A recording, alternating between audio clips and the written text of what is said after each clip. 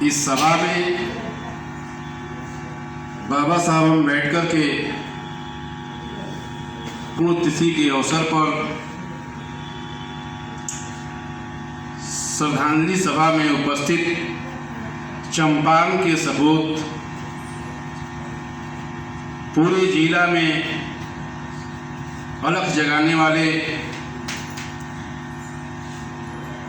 Bhim Buddha mission के कारणा को जन जन तक पहुंचाने वाले तमाम बंधुओं एवं हमारी बहनें जो इस सभा में आई हैं,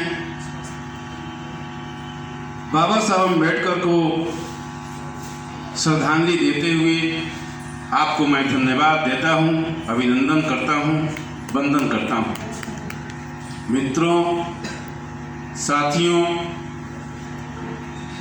जैसा कि आपने सुना होगा, हमारे पूर्व वक्ताओं ने बाबा साहब के हृदय के उद्घोष को आपको बताने का काम किया है। वो क्या चाहते थे, कैसे भारत को देखना चाहते थे। दुनिया में महान सम्राट अशोक के जैसे शासन, दुनिया के महान वैज्ञानिक शाक्य मुनि, तथागत बुद्ध जैसे सादगी विचार, राष्ट्रपिता ज्योतिबा फूले जैसे निर्भीक साहसिक समाजसेवी, राष्ट्रमाता सावित्रीबाई फूले जैसे महान शिक्षिका, शेख फातिमा जैसे महान समर्थक एवं भारत में, संपूर्ण अखंड भारत में जन्म लेने वाले अछूत सछूत कहे जाने वाले बहुजन समाज के लोगों को एक समृद्ध समाज बनाने की परिकल्पना बाबा साहब अम्बेडकर ने अपने सीने में लेकर पिरोए हुए अपने संविधान में अंकित तमाम धाराओं को देते हुए, अधिकारों को अंकित करते हुए 6 दिसंबर 1956 को हमारे बीच से चले। मित्रों, वक्ताओं ने बहुत विचार दिए हैं और मैं समझता हूं कि अब कुछ ज़्यादा बोलने की ज़रूरत नहीं है, लेकिन 2-3 बातों को हम भी पढ़ते लिखते रहते हैं। और बाबा साहब अम्बेडकर की जो मूल भावना थी, इस देश में बहुजन समाज के लोग हुक्मरान बने। अब समझ लीजिए, बाबा साहब अम्बेडकर ने उस समय ये सपना देखा था जिस समय इस देश में अनुसूचित जाति, जनजाति, पिछड़ी वर्ग के लोगों के पास एक भी ईंट के घर नहीं थे। उस समय बाबा साहब अम्बेडकर ने कहा था, हे बहुजन समाज के लोगों, जाकर तुम अपने घर की दीवारों पर लिख दो कि मैं इस भारत का शासक हूं। ऐसा सपना उन्होंने देखा था और उनके नहीं रहने के बाद उनके सपने को साकार करने की पूरी जिम्मेवारी इस देश में बसने वाले 1 अरब बहुजन समाज, दलित, पिछड़ा, मुस्लिम, धार्मिक अल्पसंख्यक एवं आदिवासियों के ऊपर उन्होंने छोड़ के चला गया। मित्रों, आपने अभी हमारे एक मित्र ने नारी शक्ति के विषय में कहा। बाबा साहब अम्बेडकर के पहले हमारे समाज की महिलाओं को स्तन कर देने पड़ते थे। हमारे समाज के महिलाओं को शादियों के बाद कुछ समय के लिए सवर्णों के यहाँ शारीरिक सेवा करने पड़ते थे, लेकिन बाबा साहब अम्बेडकर ने कानून बनाकर और हमें आज नारियों को बराबरी का अधिकार दिया है। मित्रों, आपने देखा होगा, जब भी भारत की नारी शक्ति जगी है, देश में चिंगारी फूट गई है। जीता जागता उदाहरण आप देखे होंगे राष्ट्रमाता सावित्रीबाई फुले का, शेख फातिमा, झलकारी बाई और बाबा साहब अम्बेडकर की धर्मपत्नी रमाई, बहन कुमारी मायावती, इन लोगों के ने जो समाज में काम किया है वो अतुलनीय काम है। वही बाबा साहब अम्बेडकर के सही मिशन का काम उन लोगों ने किया है। और अभी संविधान दिवस के अवसर पे आप लोगों ने सुना होगा, कॉलेजियम सिस्टम का विरोध करते हुए इस देश के महामहिम राष्ट्रपति महोदया द्रौपदी मुर्मू ने सुप्रीम कोर्ट के सभागार में खुली चैलेंज करके और कहा, इस बात को समझ लो और बुझ लो, इस देश में 54 परिवार के लोगों के बाप की पुश्तैनी यह देश नहीं है और इस देश में 54 परिवार के लोग ही हाई कोर्ट और सुप्रीम कोर्ट के जज नहीं बन सकते हैं। ये देश मेरा है और मैं इस देश की राष्ट्रपति हूँ और आज ही मैं शपथ लेता हूँ, इस देश में सुप्रीम कोर्ट और हाई कोर्ट के जज अपने आप में सुधार कर ले और नहीं तो मेरे जीते जी रहते हुए एक भी परिवार के लोगों को कॉलेजियम सिस्टम से जज नहीं बनना है।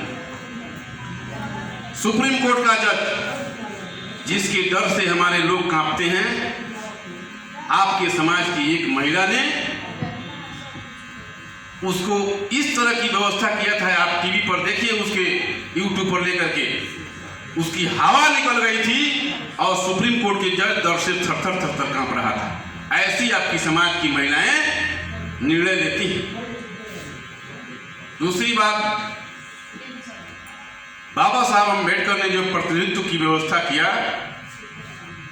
हमारे साथी चंद्रिका जी ने कहा कि हिजड़े और हड़ुए की जो फौज बनती है उसके साथ भी कुछ कमजोरियां होती है, चूंकि वो जाता है सबसे पहले बहुजन समाज पार्टी को छोड़ के बाकी पार्टियों के लोग जो टिकट देते हैं वो ये माप तौल कर लेते हैं। जिस तरह से लोहार दो तरह के हथियार बनाते हैं, एक शानदार और एक बोथेदार। सवर्णों ने पहले ये जांच कर लेता है कि जिसको मैं सुरक्षित सीट पे टिकट देने वाला हूं क्या वो शानदार तो नहीं है। शानदार होगा तो हमारे समाज की बलि चढ़ा देगा और भोथरदार होगा तो वो अपने समाज की बलि चढ़ा देगा। उसके तर्क की कसौटी पर ये हिजड़े चढ़ जाते हैं और जब भोथरदार होते हैं तभी उन्हें टिकट देते हैं। इसलिए आपकी भी जिम्मेवारी होती है कि आप स्वयं को पहचाने किन्हें टिकट देना चाहिए और किन्हें नहीं देना चाहिए। दोस्तों, इस देश में जो न्यायपालिका है, आप न्यायपालिका के डाटा निकाल के देखिए। लगातार कभी कभी हमारे बच्चे हैं, उन लोगों का काम है जो वीडियो देख रहे हैं, ये सब भी देखना चाहिए। इस देश का सर्वोपरि संस्थान है सेना। सेना में भी अनुसूचित जाति और जनजाति के लोगों को अलग मेष होते हैं। आप पता कर लीजिए, अलग मेष है। सेना में भी आपके समाज के लोगों को बराबरी की दर्जा नहीं दी जाती है, जबकि जितने भी शहीद होने वाले लोग हैं, सेना के रिटायरमेंट की एक सूची मांग के आप देख लीजिए, उसमें सबसे ज्यादा शहीद होने वाले लोग दलित, पिछड़ा और मुस्लिम समुदाय के लोग होते हैं, क्योंकि ईमानदारी से वो लड़ते हैं और लाभ कोई दूसरे लेते हैं। इसी क्रम में एक साहब कांसी राम ने कहा था, जो मैं बात कहा था कि सामाजिक संगठन के अभाव में राजनीतिक समर्थता संभव नहीं है। जिस समाज के पास अपना सामाजिक संगठन नहीं है, वह समाज का एमपी और विधायक स्ट्रांग और मजबूत नहीं हो सकता है, तटस्थ नहीं हो सकता है। इसलिए बहुजन समाज के लोगों के पास भी अपनी संगठन, सामाजिक संगठन होनी चाहिए। जिस समाज के पास सामाजिक संगठन है, उसी समाज की राजनीतिक संगठन वर्षों तक चल सकती है, नहीं तो 6 माह से साल भर तक ध्वस्त हो जाएगी। ये बात साहब कांसी राम ने कहा था। साहब कांसी राम बाबा साहब अम्बेडकर के मिशन को आगे बढ़ाने में जब उन्होंने काम शुरू किया तो सबसे पहला व्यक्ति अटल बिहारी वाजपेयी जब फूलपुर से और होशियारपुर से 2 सीटों से जब साहब कांसीराम ने जनरल सीटों से जब जीत के उन्होंने दर्ज किया तो टीवी वाले लोग, याद है मुझे, हम लोग देख रहे थे उस समय टीवी, गांव लोग जाता था बड़ा शौक से देखने के लिए। जब साहब का 2 जगह से रिजल्ट हुआ, एक चमार का बेटा जब राष्ट्रीय स्तर पर जनरल सीट से 2 MP के सीटों से जीतता है, अटल बिहारी वाजपेयी राष्ट्रीय कार्यालय बीजेपी कार्यालय में रो रहा, वह आदमी रो रहा था। मीडिया वाले लोगों ने पूछा कि आपकी अब सरकार बनने वाली है, अब आप रो रहे हैं, क्या बात हो गई ऐसी? उन्होंने कहा कि मेरे घुटने में दर्द है। अटल बिहारी वाजपेयी ने कहा मेरे घुटने में दर्द है, जबकि उस समय एक चैनल होता था, उस समय एक चैनल था, उस चैनल का नाम था दर्पण। एक दर्पण हम लोगों ने भी बनाया है यूट्यूब, अभी हमारी एक चैनल है दर्पण, उसी चैनल को देख दर्पण ने सवाल किया, ऐसी बातें नहीं है अटल जी, बातें कुछ दूसरी है। आपके सोच ऐसा तो नहीं है कि इस देश में आजादी के बाद डॉक्टर अम्बेडकर के सपना यदि किसी ने साकार किया है तो पहले बार पंजाब के एक सपूत कांसीराम ने 2 सीटों पर जीत करके और उन्होंने साकार किया। ऐसी बात तो नहीं है कि कांसीराम की जनरल सीटों से जीतने के बाद आपके सीने में दर्द है, वो हो रहा है, आपके घुटने में दर्द नहीं है, आपके ये इनोग्रेशन बता रहा है, आपके चेहरे के हाव और भाव बता रहे हैं कि आपके घुटने में दर्द नहीं। एक बहुजन समाज का बेटा जब जनरल सीट से जीतता है, आपके सीने में दर्द। और अटल बिहारी वाजपेयी फूट कर रोया हुआ है, बहुत रोया। और उसी बाद में वो आदमी पुनः रवाना हुआ EVM की खोज चाइना, और जा करके वहां से EVM की रिसर्च किया।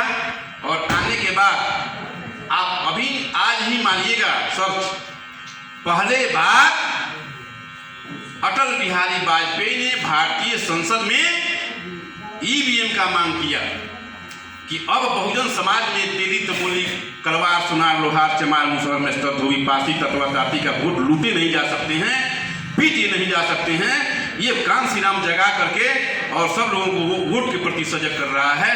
इसलिए अब पतली गली से वोट को लूटने का एक मात्र तरीका EVM है।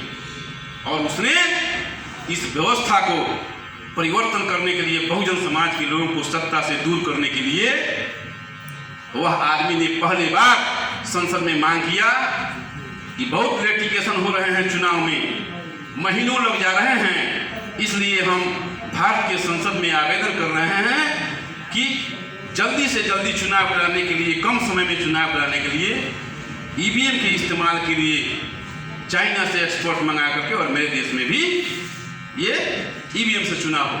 जबकि साहब कांसीराम ने इस बात को कहा था, तुरंत सबसे पहला किसी आदमी ने पकड़ा था, कांसीराम ने पकड़ा। कांसीराम ने कहा कि जिस देश में EVM बना है वहाँ के आधे से ज़्यादा लोग EVM के विरोध कर रहे हैं, और आपको इतनी क्या जरूरी हो गई है EVM का।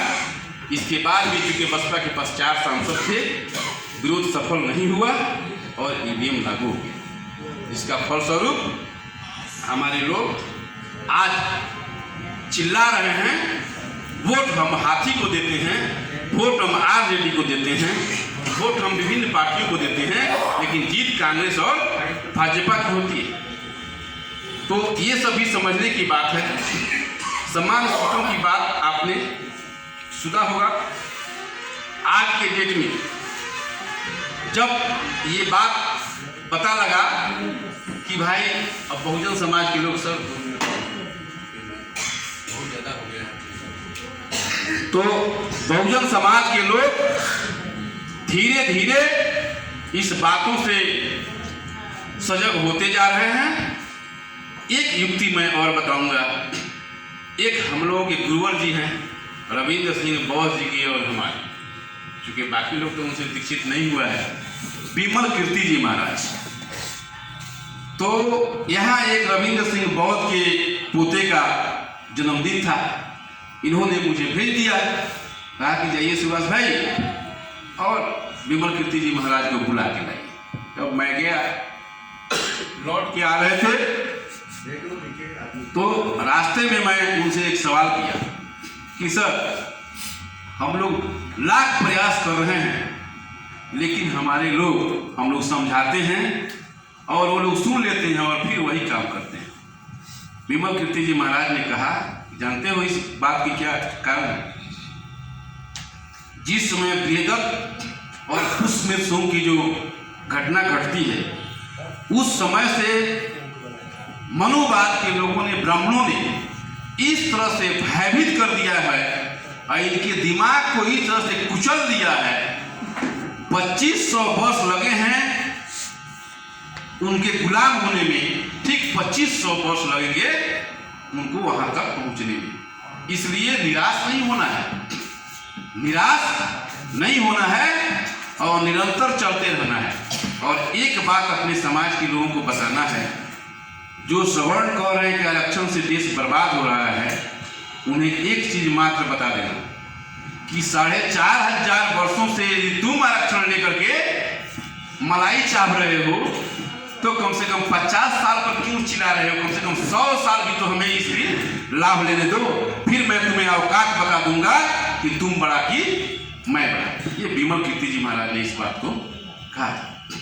और हम लोग भी झेलते रहते हैं।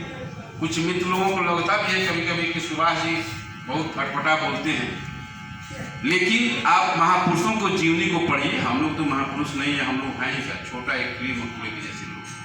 लेकिन कांसीराम की एक बात और मैं बोल करके अपनी बात को समाप्त करता हूँ। इस भारत की धरती पर जिस व्यक्ति के पास अपमान सहने की यदि क्षमता नहीं है, उसका हृदय में यदि अपमान सहने की, बर्दाश्त करने की क्षमता नहीं है, उस व्यक्ति से सामाजिक संगठन के काम नहीं करना चाहिए। जो व्यक्ति अपमान सहता है, जो अपमान की माला लेकर के घूमता है, सम्मान की माला बुझे उसके साथ साथ घूमते रहते हैं और वह व्यक्ति एक दिन सम्मानित होता है।